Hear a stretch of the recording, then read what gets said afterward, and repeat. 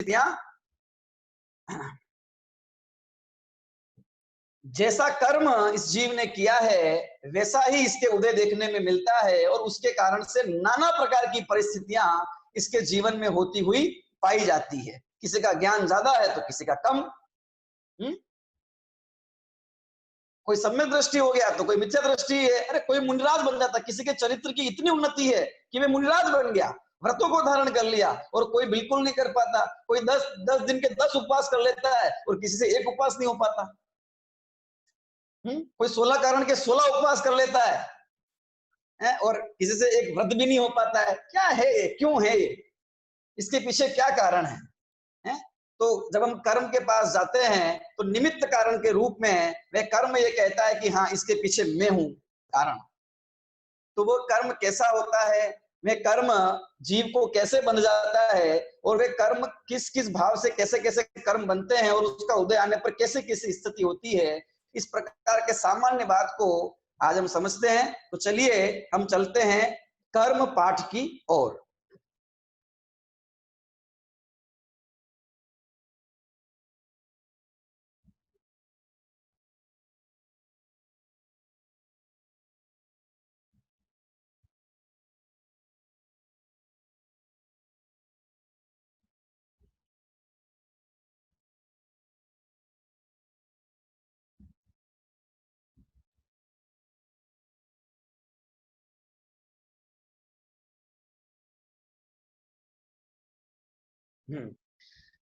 ये कर्म नामक पाठ आपकी स्क्रीन पे आपके सामने है।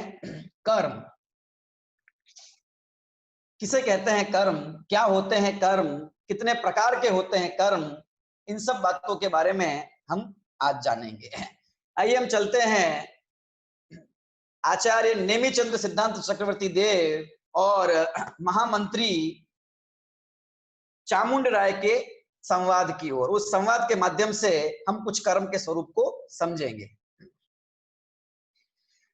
ये चामुंड राय और आचार्य नेमिचंद्र कौन है, थोड़ा मैं बता देना चाहता हूं। ये आचार्य नेमिचंद्र सिद्धांत चक्रवर्ती देव हैं। ये वही हैं जिन्होंने आज से लगभग 1100 साल पहले गोमटसार जीव कांड और गोमटसार कर्म कांड जैसे महान ग्रंथों की रचना की थी। और ये चामुंड राय उस समय जो राजा थे, दक्षिण भारत में हुए हैं ये, वहां के जो राजा थे उन राजा के महामंत्री थे चामुंड राय, और धर्म की रुचि रखने वाले थे। ये भी स्वयं भी एक कवि थे और महाअमात्य थे, जैन धर्म की रुचि रखने वाले थे। और इन दोनों के जिन्होंने, ये वे चामुंड राय हैं जिन्होंने आज से 1100 साल पहले गोमटेश्वर बाहुबली भगवान की मूर्ति का निर्माण करवाया था।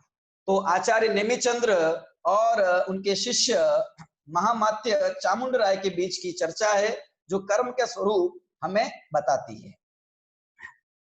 देखिएगा प्रारंभ से। महाराज, ये आत्मा दुखी क्यों है, आत्मा का हित क्या है, कृपा करके बताइए। होता है ना प्रश्न खड़ा, दुखी क्यों है आत्मा, क्या कारण है इसका? आत्मा का हित तो निराकुल सुख है, वह आत्मा के आश्रय से ही प्राप्त किया जा सकता है। पर यह जीव अपने ज्ञान स्वभावी आत्मा को भूलकर मोह राग द्वेष रूप विकारी भावों को करता है, इसलिए दुखी क्यों है? क्यों है दुख जीवन में? कि हमारा स्वभाव तो सुख है और वो हमें अपने आत्मा के आश्रय से मिलने वाला है, लेकिन हम अपने आत्मा के स्वभाव को भूलकर मोह राग द्वेष का परिणाम मिथ्यात्व राग द्वेष भाव करते हैं, इसीलिए दुखी होते हैं। हमने तो सुना था कि दुख का कारण कर्म है। हमने तो सुना कि ये कर्म ही दुखी करते हैं, ये 8 कर्म ये बहुत दुखी करते हैं। ये जिसके कर्म का बड़े बड़े तीर्थंकरों को नहीं छोड़ते हैं, चक्रवर्ती को नहीं छोड़ते, सबको दुखी करने वाला ये कर्म ही है। हमने तो ये सुना था। क्या कहते हैं आचार्य देव? नहीं भाई, जब यह आत्मा अपने को भूलकर स्वयं मोह राग द्वेष भाव रूप विकारी परिणमन करता है, तब कर्म का उदय उसमें निमित्त कहा जाता है।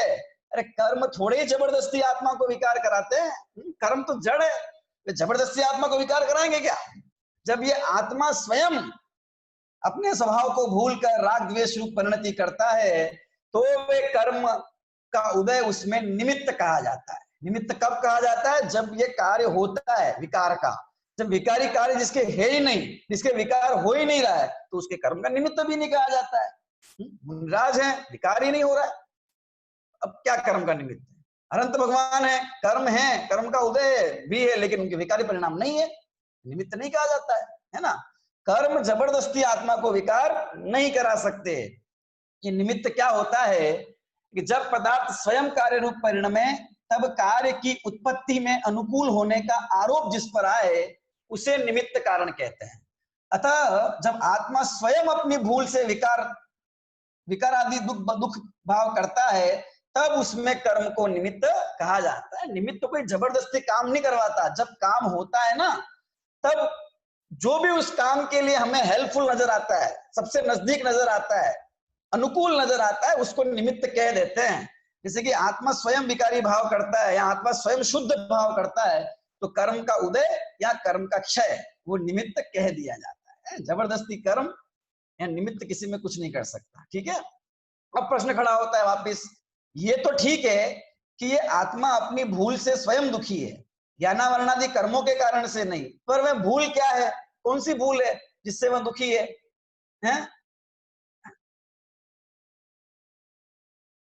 क्या है? देखो, भूल अपने को भूलकर पर में इष्ट और अनिष्ट कल्पना करके मोह राग द्वेष रूप भाव कर विभाव रूप परिणमन करना ही आत्मा की भूल है। क्या भूल है? अपने को भूलकर, अपने ज्ञायक स्वभाव को भूलकर, अपने स्वयं को भूलकर पर पदार्थ में, शरीर और पर पदार्थों में इष्ट और अनिष्ट, ये मेरा अच्छा है, ये मेरा बुरा, ऐसी कल्पना खाली क्यों करता है? मिथ्यात्व के कारण से है। इसे कल्पना करके जो ये मोह राग द्वेष के रूपी भाव कर्म करता है, यानी कि विभाव भाव करता है, यही आत्मा की भूल है। अभी एक शब्द आ गया यहाँ पर, भाव कर्म। अभी कुछ और बात ख्याल में आएगी। देखो, ये भाव कर्म क्या होता है? ठीक है, क्या होता है भाव कर्म? तो हमने कर्म 3 प्रकार के हैं। देखिए कौन कौन से। अभी इतना पढ़ के हमको ये तो समझ में आया कि ये जो आत्मा के विकारी भाव होते हैं, इन्हें कर्म कहा गया है। ठीक है, लेकिन हमने तो वे 8 कर्म सुने हैं, वो कर्म बंध जाते हैं, वो क्या है फिर? तो देखो, कर्म को 3 भागों में डिवाइड किया गया है। ठीक है, 3 प्रकार हैं कर्म के। एक द्रव्य कर्म, एक भाव कर्म और एक नो कर्म। द्रव्य कर्म, भाव कर्म और नो कर्म। ठीक है, वे क्या हैं? देखो इस पैराग्राफ में आएगा। आचार्य देव कहते हैं, कर्म के उदय में यह जीव मोह राग द्वेष रूप विकारी भाव रूप होता है, उन्हें तो भाव कर्म कहते हैं। और उन मोह राग द्वेष भावों का निमित्त पाकर कार्माण वर्गणा कर्म रज कर्म रूप परिणमित होकर आत्मा से संबद्ध हो जाती है, उसे द्रव्य कर्म कहते हैं। क्या है भाव कर्म और द्रव्य कर्म? क्या है? भाव कर्म तो आत्मा के वे भाव, जीव के वे भाव, मोह राग द्वेष आदि शुभाशुभ विकारी भाव, जिसे हमने 7 तत्व में आश्रव और बंध कहा था, है ना। आश्रव बंध शुभाशुभ विकारी भाव, उसका नाम तो है भाव कर्म। ठीक है, अब जब ये भाव कर्म करता है जीव, मोह करेगा, राग द्वेष है, क्रोध मान माया लोभ, है ना, स्त्री वेद पुराण नो नो कषाय, ये सब भाव करता है, तो इसकी वजह से होता क्या है? इसकी वजह से कुछ पुद्गल ऐसे हैं जिनमें कर्म रूप परिणमित होने की योग्यता है ना। तो वे पुद्गल उन राग द्वेष भावों का निमित्त पाकर कर्म रूप से परिणमित होकर आत्मा के साथ में संबद्ध हो जाते हैं, बंध जाते हैं, है ना। आश्रम मतलब कर्मों का आना, और आते कैसे हैं? कि मोह राग द्वेष की वजह से। तो जिन भावों की वजह से आते हैं वे भाव कर्म, और जो द्रव्य आता है, पुद्गल द्रव्य है, अनेक परमाणु, कर्म कोई एक परमाणु का नाम नहीं है, ऐसे अनेक परमाणुओं का समुदाय, उसका नाम कर्म है। और वे कर्म आकर इस आत्मा के साथ में संबद्ध हो जाते हैं, मतलब जिस जिस जगह आत्मा है वहीं ये कर्म भी आकर इकट्ठे हो जाते हैं। और इन पुद्गल परमाणुओं के ग्रुप को, इनके समूह को ही द्रव्य कर्म कहा जाता है। तो ये जो ज्ञानावरण दर्शनावरण है ना, ये द्रव्य कर्म है। ठीक है, और ये जो मोह राग द्वेषादि भाव है, इनका नाम हो गया भाव कर्म। ठीक है,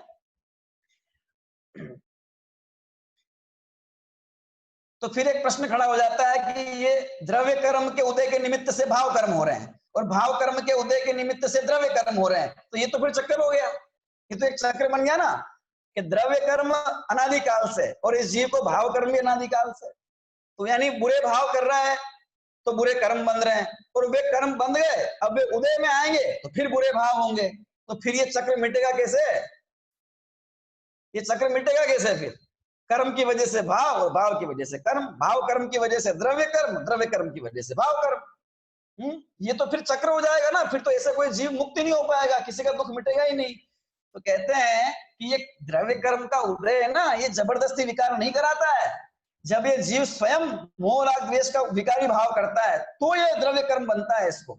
अगर ये जीव मोह राग द्वेष विकारी भाव नहीं करे, बाहर में कर्म की परिस्थितियां कुछ भी रहे, कर्म का उदय कुछ भी हो, लेकिन ये जीव है अपने स्वरूप को पहचाने, राग द्वेष क्रोध मान माया लोभ के परिणाम नहीं करता उस ज्ञान के आश्रय से, तो फिर इसको कर्म भी नहीं बंधते, और वे कर्म का बंधना रुक जाता है, वो संवर हो जाता है, और फिर वो भाव उसके अंदर में शुद्ध होते जाते हैं। कौन करता है? जीव स्वयं करेगा। कर्म कहां से है? कर्म तो आना रुक गए। अब जो कर्म पड़े हुए हैं वो धीरे धीरे खत्म होते हैं, और कर्म की सत्ता जीव से अलग हो जाती है, और उसको आत्यंतिक सुख की अवस्था, मोक्ष की प्राप्ति होती है।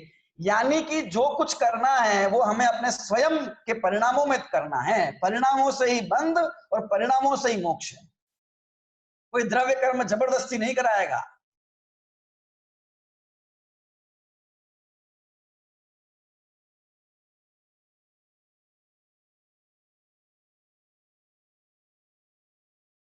जाते हैं, नहीं बनेंगे तो चक्कर टूटेगा। व्यक्ति जब अपनी संभाल करेगा, आत्मा जब अपनी संभाल करेगा, स्वयं को आत्मा मानेगा, जानेगा, उसमें लीनता करेगा अभ्यास के माध्यम से, तत्वज्ञान के माध्यम से, तो वे कर्म भी बंधना बंद हो जाएंगे। और जितने जीव मुक्त हुए हैं इसी प्रकार से हुए, अनंत भगवान 24 तीर्थंकर सारे जो बने हैं इसी प्रकार से बने हैं। ठीक है, तो देखिए, तो ये एक नो कर्म और बाकी रह गया, द्रव्य कर्म, भाव कर्म और नो कर्म। ठीक है, तो द्रव्य कर्म भाव कर्म समझ लिया हमने, मोह राग द्वेष विकारी भाव, शुभाशुभ विकारी भाव। द्रव्य कर्म उससे निमित्त से जो पुद्गल कर्म बनते हैं वे द्रव्य कर्म। और नो कर्म क्या चीज है? देखो, नो कर्म, नो मतलब किंचित कर्म कहा गया है, मतलब कि वो जो द्रव्य कर्म है ना, उस द्रव्य कर्म का जब उदय आता है तो इस जीव को शरीर मिलता है ना, लंबा छोटा गोरा काला जैसा भी मिलता है, और बाहर में जो संयोग, पति पुत्र मकान दुकान, जिसका संबंध इसके साथ में है, पूरी दुनिया में किसको क्या हो रहा है उससे मतलब नहीं है, जो इसको मिलता है, जो बाहर की चीजें इससे प्राप्त होती है, सहज संयोग, जिस घर में ये पैदा हुआ, जिस स्थान पे हुआ, जो भी, जैसी वाणी, जैसी बोली, है ना, जैसी आवाज, जैसा चेहरा, जैसा सुख दुख जीवन में, धनादि की प्राप्ति जिसे हम भाग्य कहते हैं, अथवा धनादि की प्राप्ति नहीं होना, ये सब चीजें जो हैं इसी का नाम नो कर्म है। ठीक है, शरीर और शरीर से संबंध रखने वाले जितने भी संयोग हैं इस सबका नाम नो कर्म है। ठीक है, तो द्रव्य कर्म, भाव कर्म के निमित्त से द्रव्य कर्म होते हैं, और द्रव्य कर्म का निमित्त पाकर द्रव्य कर्म के उदय में ये नो कर्म इस जीव को प्राप्त होते हैं। ठीक है, इन कर्मों का डिवाइडेशन दो और प्रकार से किया जाता है। किनका? अब ये भाव कर्म और नो कर्म हमने समझ लिया, अब हम चलते हैं द्रव्य कर्म की ओर। ठीक है, द्रव्य कर्म को दो भागों में बांटते हैं। किस किस में? एक घातिया और दूसरा अघातिया। ठीक है, घातिया और अघातिया। तो हम पढ़ते हैं आचार्य नेमिचंद जी की क्या डेफिनेशन है। देखो, जो जीव के अनुजीवी गुणों का घात करने में निमित्त हो वे तो घाती कर्म है, और जो आत्मा के अनुजीवी गुणों के घात में निमित्त न हो उन्हें अघातिया कर्म कहते हैं। ये अनुजीवी गुण क्या है ये समझ लेते हैं थोड़ा सा हम।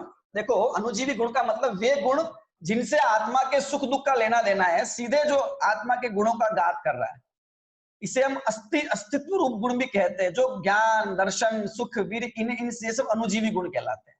तो घातिया कर्म क्या करते हैं? आत्मा के सुख का घात करने में निमित्त होते हैं। ठीक है ना, और अघातिया कर्म वे हैं जो सीधे उन आत्मा के सुख से जिनका संबंध है ऐसे गुणों का घात नहीं करते, अन्य गुणों का घात करते हैं। इसलिए अघातिया कर्म घात नहीं करते, ये भी कह सकते हैं, उनसे कोई लेना देना नहीं है। तकलीफ जो है वो घातिया कर्मों की है मेन। ठीक है, तो ज्ञान को घात करने वाले है ना, पूरा ज्ञान प्रकट नहीं होने देना, पूरा दर्शन प्रकट नहीं होने देना, पूरा सुख प्रकट नहीं होने देना, अंतराय पैदा करना सुख में ज्ञान में हर चीज में, ये घातिया कर्म का काम है।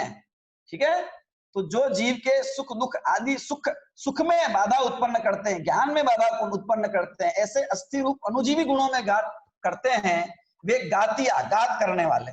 और जो इनमें घात नहीं करते वे अघातिया। ठीक है, इसलिए अनंत भगवान के अघातिया कर्म हैं, लेकिन उनके सुख में कोई दिक्कत नहीं है। लेकिन जब तक घातिया कर्म का उदय है तब तक जीव सुखी नहीं होता है। अगर वे अपने आप को जानेगा तो वो उसका नाश कर देगा घातिया कर्म का। ठीक है, तो घातिया और अघातिया तो दो तरह समझ लिया। पहले हमने द्रव्य कर्म, भाव कर्म और नो कर्म समझ लिए। ठीक है, अभी इसी भाव कर्म और नो कर्म को हमने समझ लिया, अब द्रव्य कर्म में चले गए। अभी इसी द्रव्य कर्म में दो भेद हो गए, एक घातिया कर्म और एक अघातिया कर्म।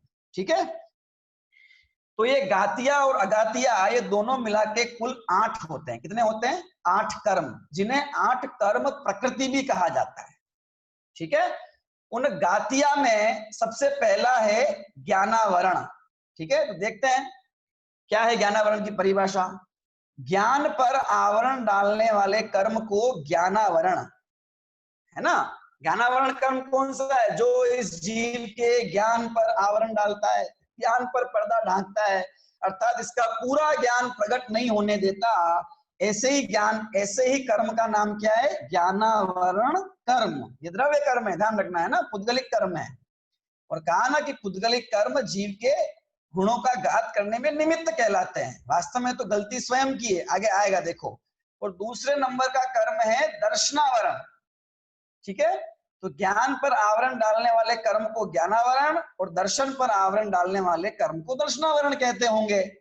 सुनो, जब आत्मा स्वयं अपने ज्ञान भाव का घात करता है, अर्थात ज्ञान शक्ति को व्यक्त नहीं करता अपनी योग्यता अनुसार, तब आत्मा के ज्ञान गुण में के घात में जिस कर्म का उदय निमित्त है उसे ज्ञानावरण कहते हैं। आपको समझ में आ रहा है क्या कहना चाह रहे हैं? यहाँ पर, यहाँ पे ये कहना चाह रहे हैं कि भाई कोई कर्म जबरदस्ती विकार नहीं करा रहा है, ये जीव स्वयं अपनी भूल से दुखी हो रहा है और तब उस कर्म का निमित्त उदय निमित्त कहा जा रहा है। ठीक है, तो ज्ञान गुण के घात में जो कर्म उदय निमित्त हो वो ज्ञानावरण। ठीक है, दूसरा, इसी प्रकार से जब आत्मा अपने दर्शन गुण का घात करता है तब दर्शन गुण के घात में जिस कर्म का उदय निमित्त हो वह दर्शनावरण।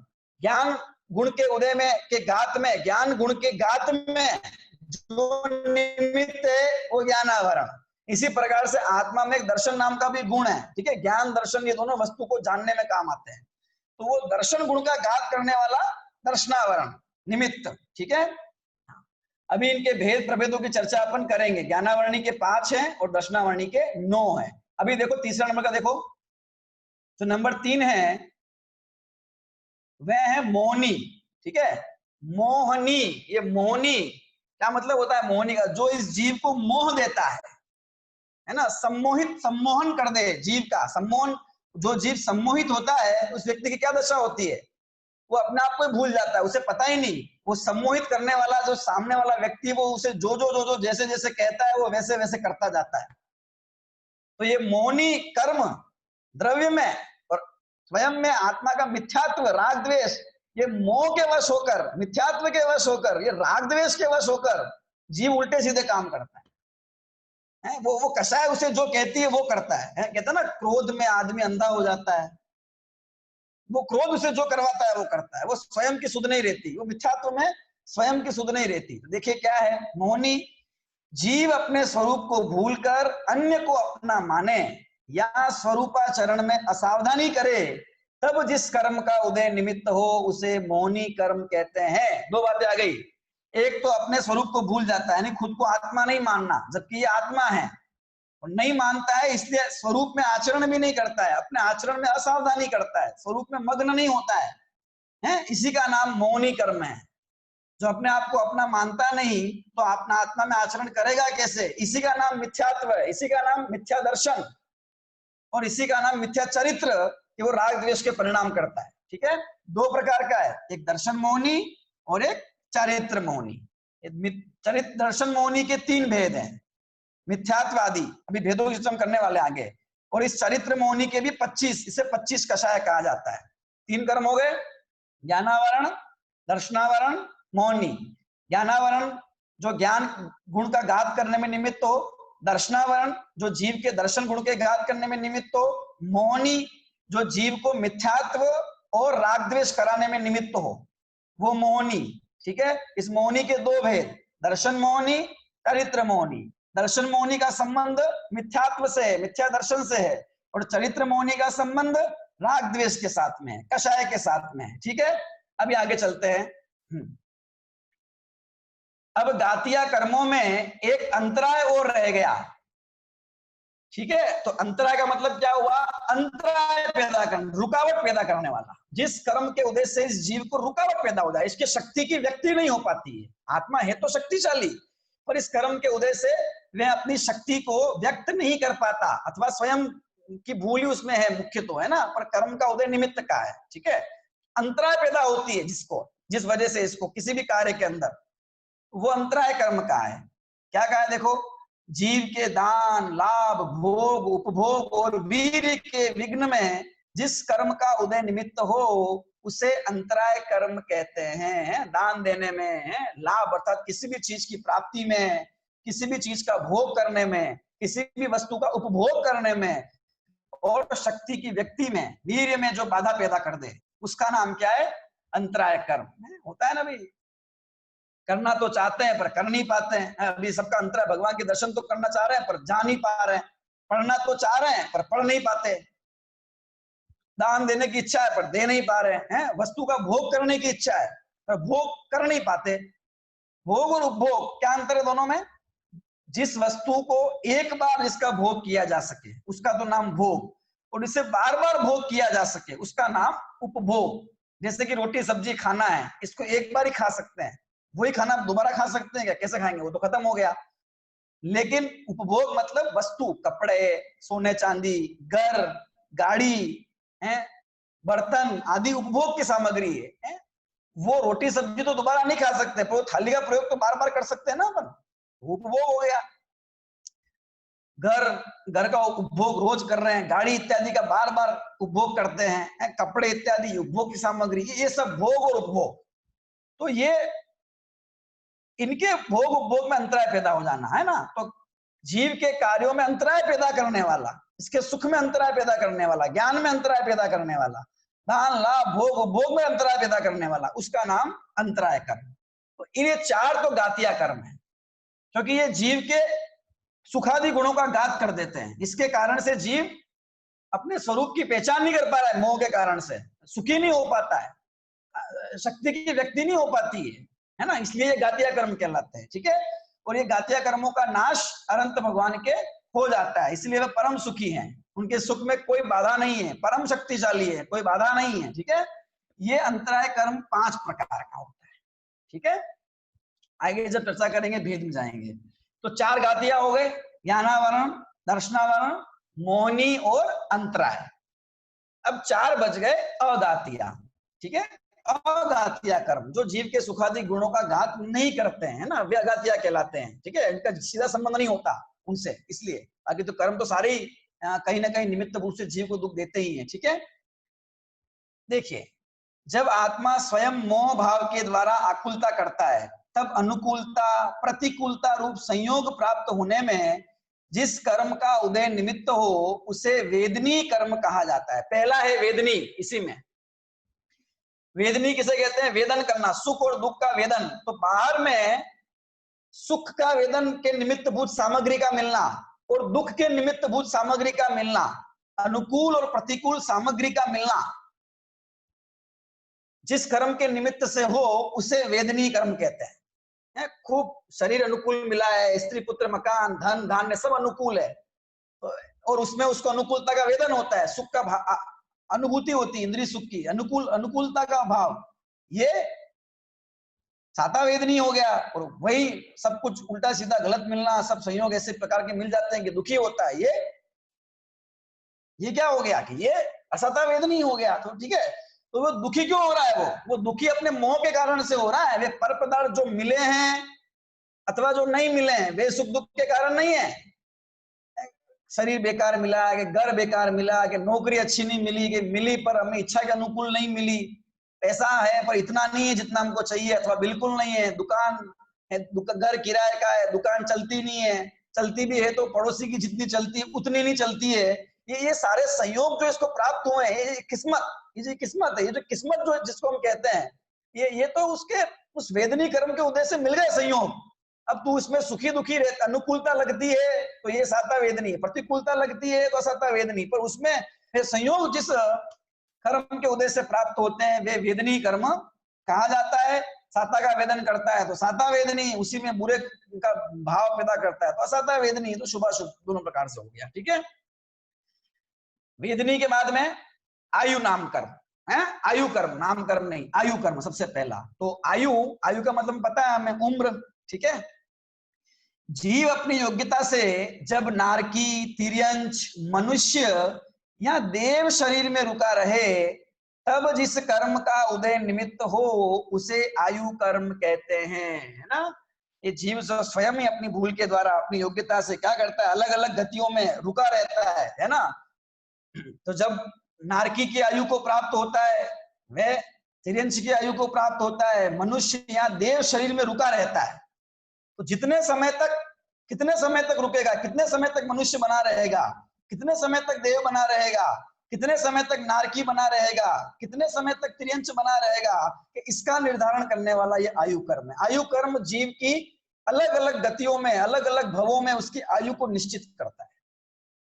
नारकी बनेगा तो कितनी आयु होगी इसकी, तिर्यंच में कब तक आयु, मतलब क्या, कब तक वहां बना रहेगा, नरक में कब तक बना रहेगा, तिर्यंच में कब तक बना रहेगा, मनुष्य या देव के शरीर में जीव कब तक रुका रहेगा, इसका निर्धारण करने वाला आयु कर्म होता है। तो वे 4 प्रकार की आयु कह दी गई है ना, नरकायु, तिर्यंचायु, मनुष्यायु, देवायु, तो 4 भेद हो गए इसके। ठीक है, अब नाम कर्म, ये बहुत काम का है। नाम कर्म, जिस शरीर के में जीव हो उस शरीर आदि की रचना में जिस कर्म का उदय निमित्त हो उसे नाम कर्म कहते हैं। किसे कहते हैं, नाम कर्म। चित्रकार की तरह काम करता है नाम कर्म। चित्रकार जैसे चित्र, जैसे जो हमको शरीर मिल गया, ठीक है, नरकायु मिल गई, तिर्यंच अब नरक में पैदा होगा, अब वो कैसा शरीर हमें वहां मिलेगा, गोरा होगा कि काला होगा, ऊंचा होगा कि लंबा होगा कि बोना होगा, हड्डियां कैसी होगी, हैं, रक्त कैसा होगा, शरीर में कांति होगी कि नहीं होगी, तेज होगा कि नहीं होगा,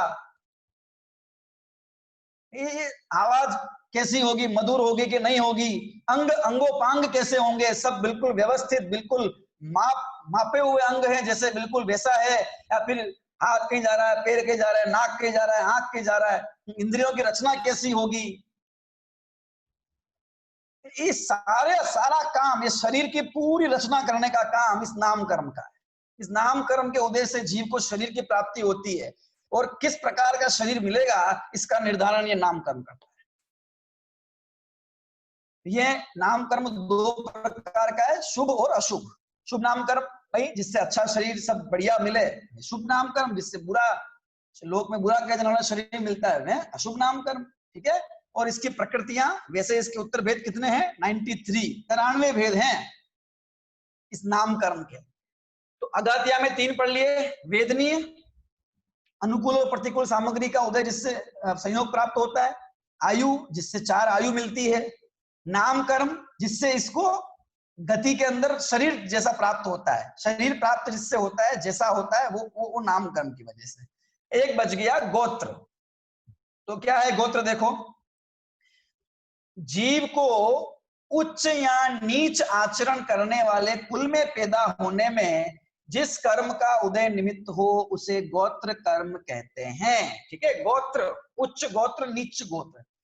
ठीक है, लोक में जिस गोत्र में, जिस परिवार में उच्च आचरण होता है ना, आचरण की प्रधानता, बाहर में धनवान है यानी उससे मतलब नहीं है, उच्च आचरण में या नीच आचरण करने वाले कुल, परिवार, समाज ऐसे स्थान पे पैदा होता है तो ये इसके गोत्र कर्म का उदय उसमें निमित्त कहा जाता है। ठीक है, उच्च गोत्र में पैदा हुआ है, नीच गोत्र में पैदा हुआ। ठीक है, तो ये उच्च और नीच गोत्र का अर्थ उसके आचरण से है। कोई उच्च गोत्र में पैदा होकर भी निम्न आचरण करता है तो वो नीच गोत्र वाला ही कहलाएगा। ठीक है, उसके मतलब भाव में वो नीच नीच बना ही है, मोरा द्वेष के परिणाम ही है, तो उस बंध भी उसके होने वाला है। ठीक है ना, तो वे नीच उच्च गोत्र में पैदा हुआ, अच्छे परिवार में, अच्छे कुल में पैदा हुआ, ये गोत्र कर्म, उच्च गोत्र कर्म। लोक में जो नीच आचरण करने वाले गोत्र, इसी जगह उसका जन्म हुआ, तो नीच गोत्र कर्म। ठीक है, इस प्रकार से इस गोत्र कर्म के 2 भेद हो गए। ठीक है, तो हमने ये समझा इसमें मूल रूप से कि जीव के भावों पर जो इफेक्ट डालते हैं वे तो गातिया कर्म, और इस जीव के शरीर, परिवार, धन, वैभव, है ना, बाहर के संयोग, इस पर जो इफेक्ट डालने वाले होते हैं वो अगातिया कर्म है? जो भावों को के में निमित्त होते हैं वे गातिया, और जो इन बाहर की चीजों में निमित्त है वे अगातिया। तो ऐसे गातिया और अगातिया के भेद से ये 8 कर्म हो गए। ठीक है, ये जो 8 कर्म हैं, देखिए तो बस कर्म के 8 ही प्रकार हैं। इन 8 कर्मों के भी प्रभेद हैं जिन्हें प्रकृति कहा जाता है, वे 148 होती है, और भी वे कई प्रकार के भेदों द्वारा इन्हें समझा जा सकता है। ठीक है, ओमटसार कर्म कांड आदि ग्रंथों में इसका विवेचन किया गया है। तो ये 8 कर्म उन 8 कर्मों के भेद है, प्रत्येक कर्म के अलग अलग, जो हमने देखे भी थे यहाँ पर अभी। उससे क्या होता है, ये कर्म की प्रकृतियां 148 कर्म की प्रकृतियां हो जाती है। देखा था ना हमने अभी, ज्ञानावरणी की 5, दर्शनावरणी की 9, मौनी की 2, चरित्र और दर्शन, फिर उसके फिर 3 और 25, तो 28 हो गया, 28। ठीक है, अंतराय के 5 गिनते जाना, अभी हम पढ़ेंगे उन सब के बारे में। इसके बाद वेदनी की 2, आयु की 4, नाम कर्म की 93 प्रकृतियां हैं, भेद हैं, और गोत्र कर्म के 2। इन सबको जब हम ऐड करेंगे, प्लस करेंगे, तो ये 148 प्रकृतियां हमारे सामने गिनने में आ जाएगी। ठीक है, तो अभी हमने ये द्रव्य कर्म क्या होता है, भाव कर्म क्या होता है, और नो कर्म क्या होता है वो समझा। ये कर्म के 2 भेद और हैं, गातिया और अगातिया, जो कि द्रव्य कर्म के होते हैं, वो समझा। और द्रव्य कर्म जो 8 प्रकार के हैं हमने अभी वो समझा। अब ये 8 प्रकार के कर्मों के भी अलग अलग प्रत्येक कर्म के भेद हैं, वे कौन से हैं और उनका क्या सामान्य स्वरूप है, ये हम अभी अगली कक्षा में समझते हैं। तो अभी आप सभी इस मीटिंग को एंड कर रहा हूं मैं, आप एंड करेंगे और फिर से रीजॉइन करेंगे, और रीजॉइन करके फिर हम कर्मों की प्रकृति के बारे में पढ़ेंगे। सभी लोग मीटिंग को एंड कर रहा हूं, फिर से रीजॉइन कीजिएगा।